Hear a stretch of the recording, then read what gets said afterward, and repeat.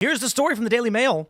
MAGA demands immediate arrest of former FBI director after he called for assassination of Trump. What did he do? He posted this image. It's some seashells that I'm pretty sure he arranged because he's got nothing better to do. Totally random. What are you talking about? He just stumbled upon this on the washed up that way. It's a natural rock formation. Mm-hmm. He called it a cool shell formation on my beach walk. Well, he's walked it back. He pleads ignorance, and let's see. Do we have his post here? I thought I had his post somewhere. I guess not. Did he? Here we go. Here it is. Comey, he took it down and said, I posted earlier a picture of some shells I saw today on a beach walk, which I assumed were a political message. I didn't realize some folks associate those numbers with violence. It never occurred to me, but I oppose violence of any kind, so I took the post down. Well, indeed, he's now apparently under investigation. Christine Ohm says DHS and Secret Service is investigating this threat and will respond appropriately. FBI Director Kash Patel says we are aware of the recent social media post by former FBI Director James Comey directed at President Trump. We are in communication with Secret Service and Director Curran.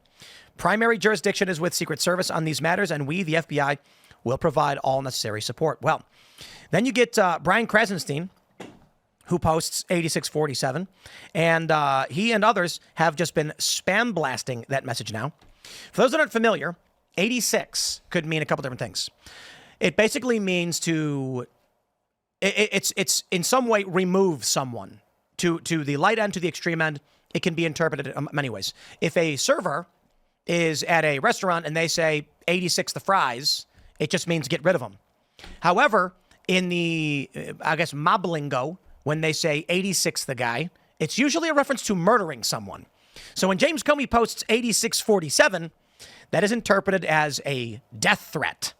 And I doubt he'll get arrested, but I'm curious what you guys think. He's so playing dumb. Like, if he thought it was a political message and that the numbers meant something political, what exactly did he think 86 meant? We know what he meant by 47, but what did he think of 86? Yeah, he admitted that he knew it was a political message. Right. So what did he think the message was? And to claim we want 86 more Trumps. Oh, yeah.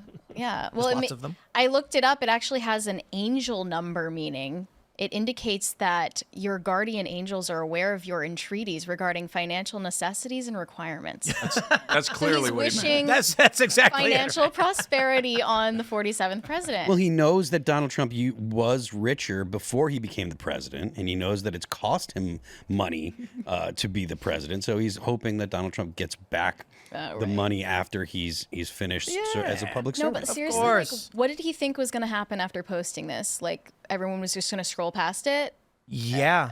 Why is he playing dumb now? What's the use? I genuinely think that a lot of these people are so used to getting away with violence and threats, he didn't think anybody would do anything about it. Krasenstein's replies, people are saying, hey, you condone murder. And he's like, hell no. What? I have no idea what you're talking about. So he's playing dumb as well. Is he getting investigated? I don't know. I think they should, but I was telling the good rep over here how much I love Democrats because they are ruthless and merciless. And if this were inverted, the Democrats would be you'd have a handful of federal cops just mercilessly beating the Republican FBI director. Yeah, look at what they did to J6ers. People that didn't even get near the building. They arrested grandmas, right? Yep. Mm-hmm. So, yeah, you're right. I mean, I sadly agree with you. You love Democrats too. We often let our party down. We let the base down because we always bring like not even a knife to a gunfight. We generally spork pom-poms. Yeah, pom-poms to a gunfight. Is it pom-pom or pom-pon?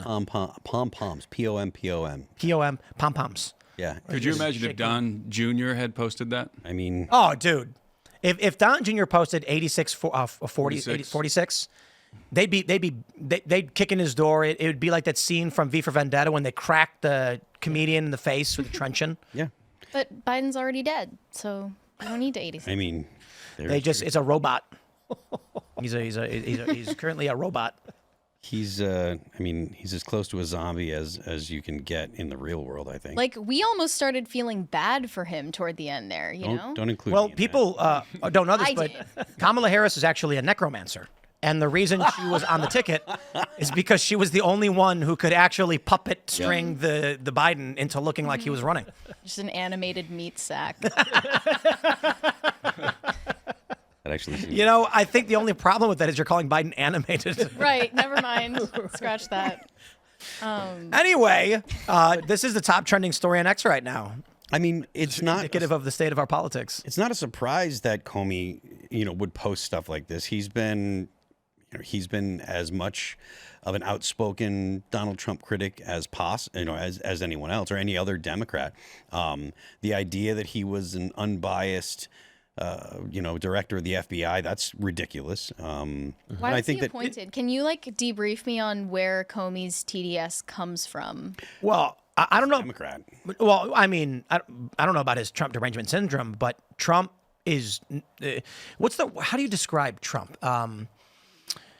He's I can't think of a good word for this, but he hired a bunch of really stupid people because he trusted really stupid people. Yeah. Well, I think a lot of the reason why he hired the people that he did is because he believed that once he got elected and got into office, they would treat him like the other presidents. He would be a member of he would be in the club. And there's nothing that Trump wants more than to be liked by people and to be in the club. Call that if you look at that as something bad, then fine. If you look at that as something good, then fine. But if what Trump wants is to get the respect of the people that were in the club.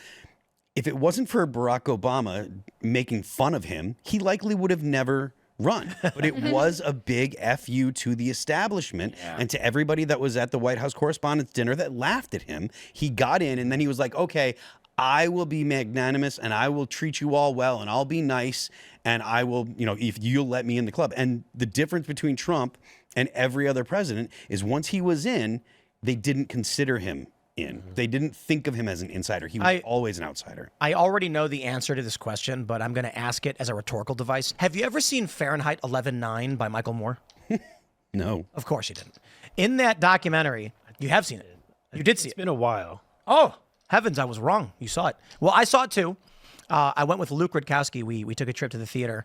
And in it, Michael Moore argues that Trump was accidentally the president. And he only announced he was running for president because NBC gave Gwen Stefani a better contract. And he got offended because he's a bigger personality. So he thought if I announce that I'm running and then actually, do this, once I leave, I'll have better name recognition and they'll give me a better deal. But then he accidentally won and was befuddled. Yeah. Which makes no sense because he registered MAGA 4 years before he ran.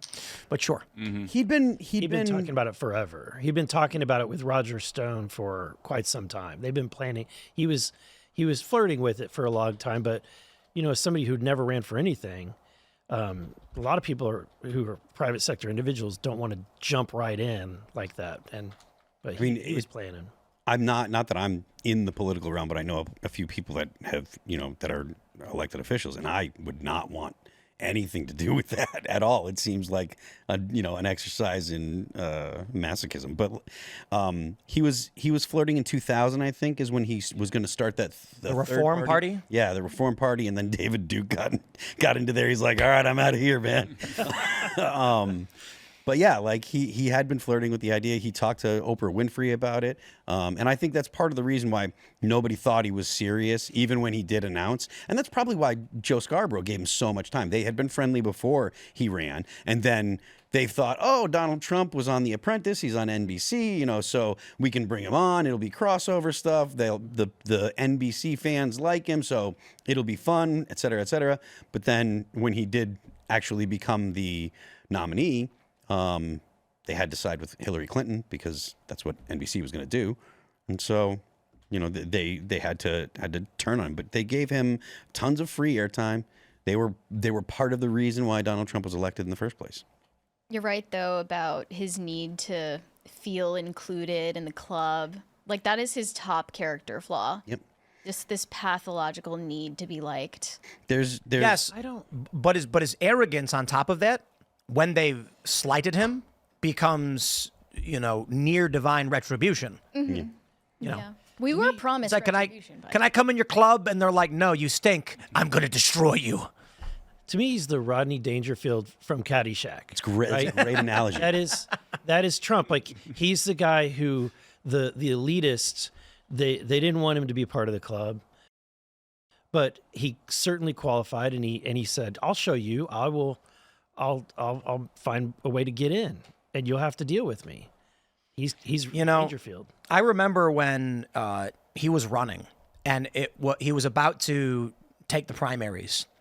He had a meeting in D.C., and everybody was all excited. We were watching like this. There was a car pulling into a building, and everybody was like, "Ooh, he's gonna have a meeting with these big shots." And I think Trump went in, talking to the Republican leadership, and was under the impression, if I win, I'm going to work with you guys. Who do you think I should bring on? And they were like, yeah, bring in John Bolton and bring in Comey. And he's like, all right.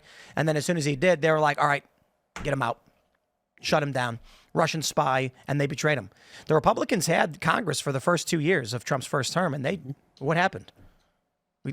They went along with the Russian narrative. Let it happen.